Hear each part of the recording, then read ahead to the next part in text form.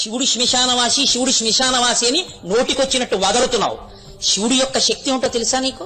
ఏమి తెలిసని శివుడి గురించి మాట్లాడుతున్నావు? అంతటి మహాత్ముడు కాబట్టి ఆ మహాత్మ సరోజ లేశములన్ సమ్మతి దాల్పరే మస్తకంబులం నవ్వక్పతి ముఖ్యులు. నీ తండ్రి బ్రహ్మగారని ఆయన లేవకపోతే చాలా సంతోషించావే. నీ తండ్రి అయిన చతుర్ముఖ బ్రహ్మ నీ అల్లుడని నువ్వు అనుకుంటున్న పరమశివుడి యొక్క పాదములను ప్రతిరోజు అరిచేతితో తడిని ఆయన పాదముల యొక్క అడుగున పట్టుకున్న ధూళి కణములను తన 4 శిరస్సుల మీద 4 కిరీటాల మీద చల్లుకుని సృష్టి చేస్తున్నాడు. నీ తండ్రి లేవకపోతే నా తండ్రి కాబట్టి లేవక్కర్లేదన్నావు. నీ తండ్రే కిరీటాల మీద చల్లుకుంటున్నాడు. శివుడు ఎవరో నీకు తెలీదా? తెలియకుండానే ఇలా ప్రవర్తిస్తున్నావా?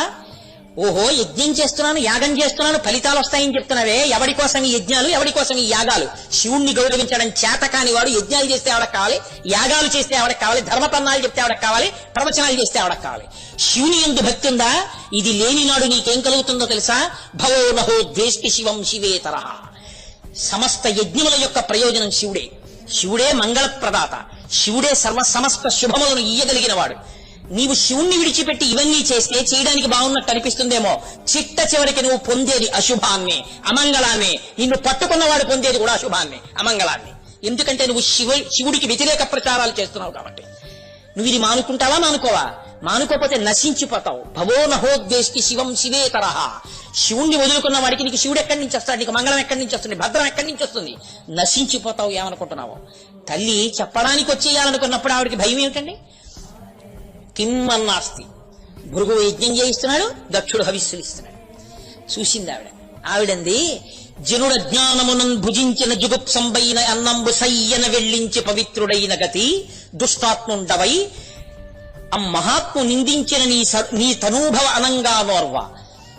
కాబట్టి ఈ శరీరమును విడిచి భాస్వచ్ఛుద్ధి ప్రాపించదన్. ఒక మనుష్యుడు ఈ పదార్థం బాగుంది అని చాలా తినేశాడు. చాలా తినేసిన తర్వాత అడుగున గరిటె పెట్టి తీస్తుంటే చనిపోయిన బల్లి ఉంది అందులో. తినేశాను కదా, చాలా బాగుందని కడుపులో పెట్టుకుంటారా? నోట్లో వేలు పెట్టి మరీ కక్కేస్తాడా? నోట్లో వేలు పెట్టి మరీ కక్కేస్తాడు.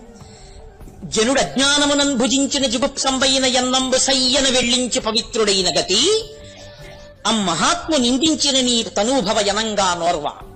పరమేశ్వరుడు నింద చేసినటువంటి వాడి దగ్గర ఉన్నవాడికి 3 మార్గాలని చెప్తున్నాయి శాస్త్రాలు. ఎవడు శివనంద చేశాడో వాడి నాలుక ఎడం చేత్తో పట్టుకుని పైకి లాగి కుడి చేత్తో కత్తి పట్టుకుని పరపర కోశాయి. 1. 2, శివనింద చేస్తున్నాడు అని నీకు అనిపిస్తే నువ్వు వినలేకపోతే పొడుచుకు చచ్చిపో. 3, చెవులు మూసుకుని అక్కడి నుంచి తొలగిపో, లేకపోతే నువ్వు పాడైపోతావు. ఏదో రాక్షసత్వం ఉండిపోతే ఈ జన్మలో చాలా మంచివాడిగా ఉన్నట్టు కనబడి శివనింద చేస్తాడు, వాడి వెనక తిరగద్దని చెప్తున్నాయి శాస్త్రాలు. కాబట్టి నీ తనూభవయనంగా నోర్వ. నీ అటువంటి నీచుడమైనటువంటి శివనింద చేసేటటువంటి నీ కూతురు అనిపించుకోవడానికి నేను సిద్ధంగా లేను. ఈ శరీరంతో తిరిగితే ఎప్పుడైనా పరమేశ్వరుడు నన్ను ఎడమ తొడ మీద కూర్చోబెట్టుకుని దాక్షాయిణి అంటాడు. ఆయనకి భేదాలు లేవు. ఆయన సంతోషంతో దాక్షాయిణి అంటాడు.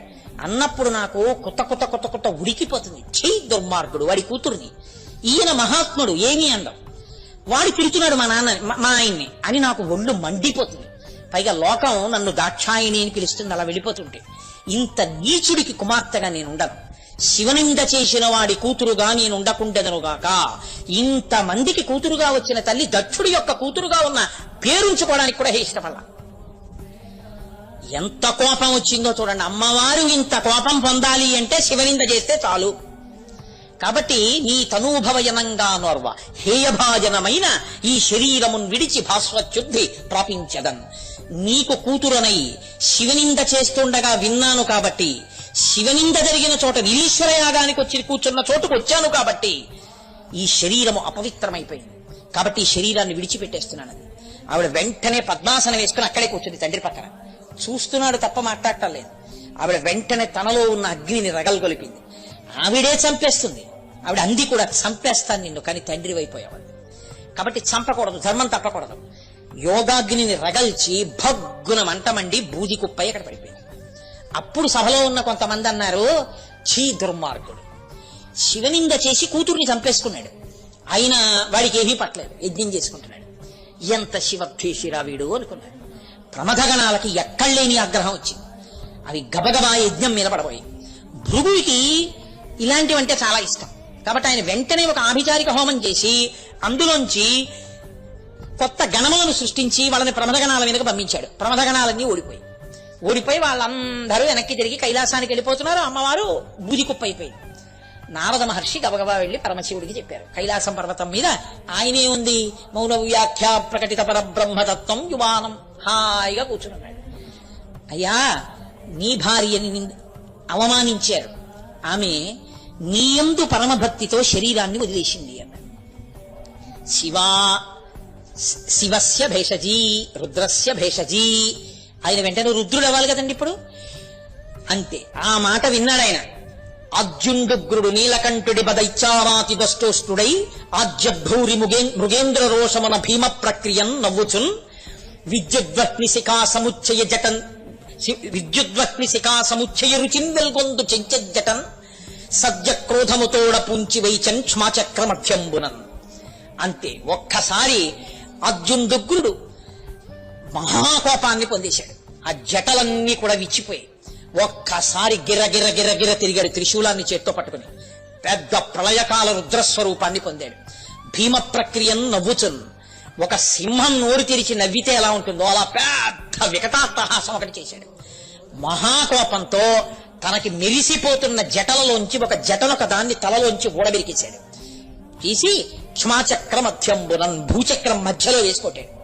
అంతే, ఆ జట భూమికి తగిలిందో లేదో అబ్రహ్లిహాదభ్ర విభ్రమాభ్రభ్రమ కృన్నీల దీర్ఘ శరీరమర ప్రజ్వల జ్వలన దీప్త జ్వాలికా జాల జల్యమాన కేశములు మెరయ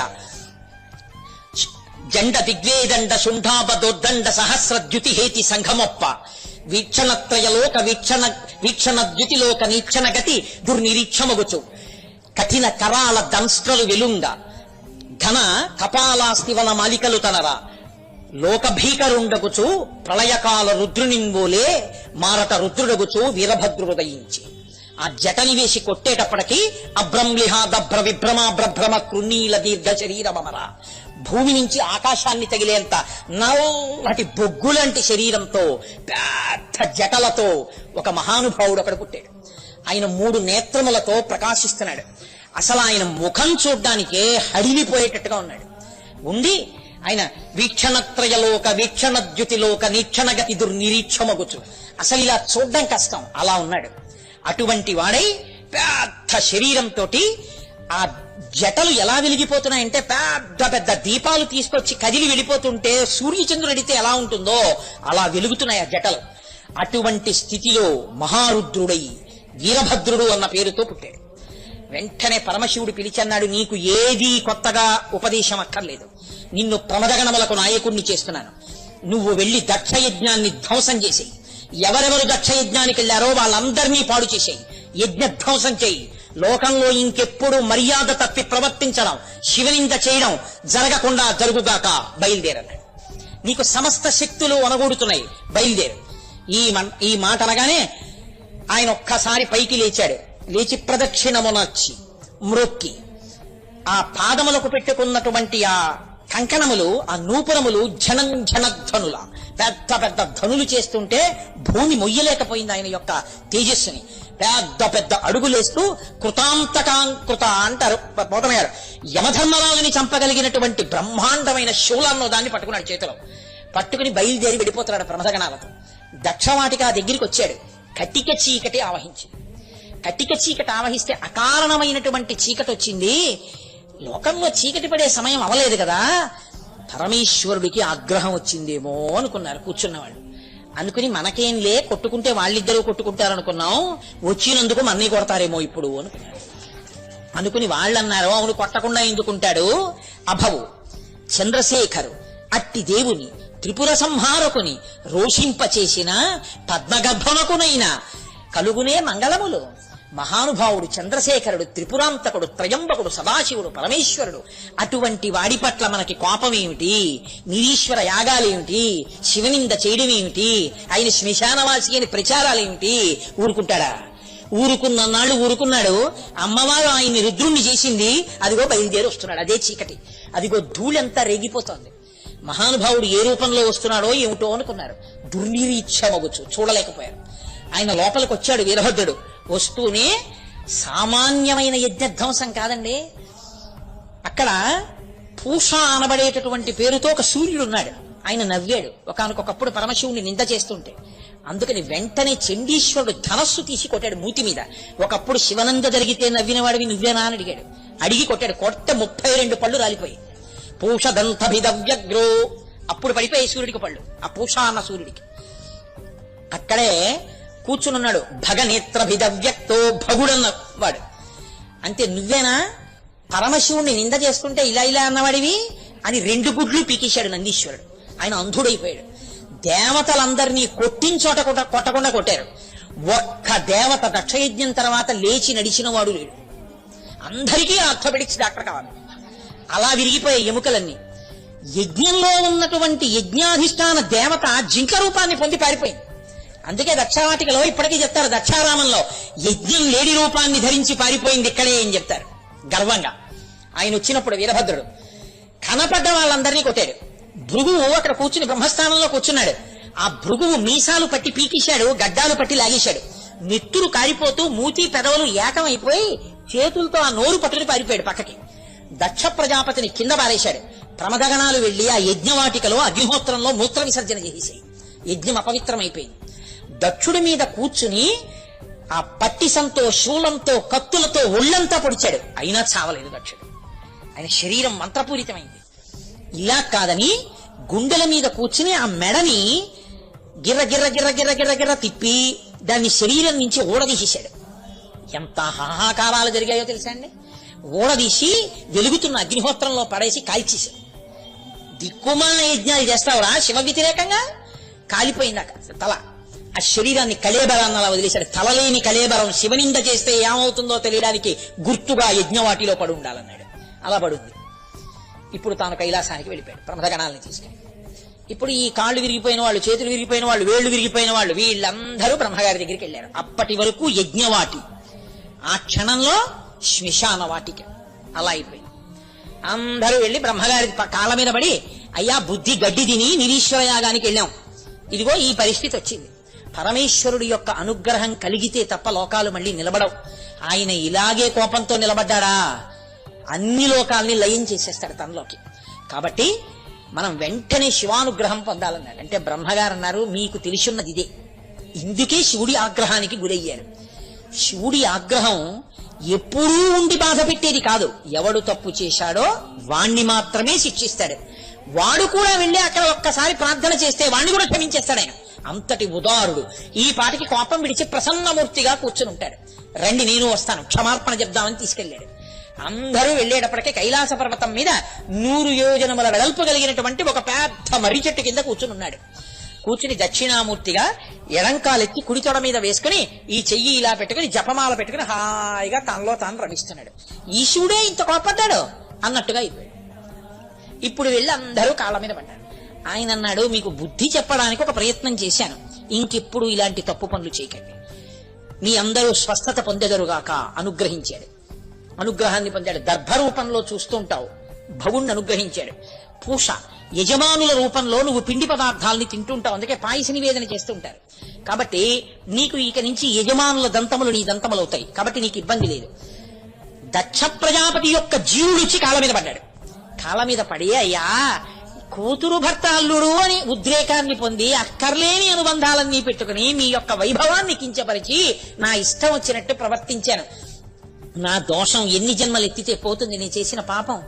కాబట్టి నన్ను అనుగ్రహించి, మీరు తప్ప నాకెవరు రక్షకులు, మీరు నన్ను దండించడం కూడా నాకు బుద్ధి రావడానికి, మీ తత్వం ఏమిటో మీరేమిటో నాకు అర్థమైంది, నన్ను మీరే రక్షించాలని కాళ్ళ మీద పడ్డాడు. కాళ్ళ మీద పడితే పరమేశ్వరుడు అన్నాడు, నిన్ను అనుగ్రహించాను, నీవు ఇక నుంచి తల అగ్నిహోత్రంలో కాలిపోయింది కాబట్టి గొర్రె తలతో ఉంటావు. ఒక గొర్రె తల నీకు అమరుస్తాడు వీరభద్రుడు. దానితో ప్రాణాన్ని పొంది ఏ యజ్ఞాన్ని ఆపు చేశావో అది అసంపూర్తిగా ఆపితే పాపం వస్తుంది. కాబట్టి ఆ యజ్ఞాన్ని పూర్తి చేసుకోవాలి. నాకు బుద్ధి వచ్చింది పరమేశ్వర, నీకు హవిస్సు సమర్పిస్తూ యజ్ఞం చేసుకుంటానని దేవతలందరూ దక్ష ప్రజాపతితో కలిసి వెళ్లిపోయారు. కాబట్టి ఇంతకీ పరమేశ్వరుడికి తన నామములలో దక్షాధ్వర హరోహర, దక్ష యజ్ఞమును ధ్వంసము చేసిన వాడు అన్న మాట అందుకొచ్చింది. చిత్రం ఏమిటో తెలుసా అండి? శివా రుద్రస్య భేషజీ, ఆవిడే ఆయన కోపం మళ్ళీ చల్లారుస్తుంది. హాలాహల భక్షణం చేసేటప్పుడు లోకాలకన్నిటికీ ఉపద్రవం వచ్చింది, హాలాహలం వచ్చింది. ఏ తల్లి తినమంది? పరమేశ్వరుణ్ణి. అందరూ వచ్చి వాకిటి నిలబడితే తినేవాడు భర్త అని తెలుసున్నా కూడా పిల్లల కోసమని తినమని చెప్పింది నా తల్లి. నాకు మంగళసూత్రం మెడలో ఉండగా నీకేమి ఉపద్రవం వస్తుందయా? మృంగిడివాడు విభుండని మృంగిడిదియు గలలమని మేలని ప్రజకు మృంగమని సర్వమంగళ మంగళసూత్రమునెంతమది నమ్మినదో. ఆ తల్లి మళ్ళీ రుద్రుణ్ణి శివుణ్ణి చేసి పిల్లల్ని కాపాడేటట్టు చేస్తుంది. దారి తప్పినటువంటి లోకాలకి పాఠం చెప్పి మళ్ళీ శివభక్తి కలిగేటట్టు చేస్తుంది.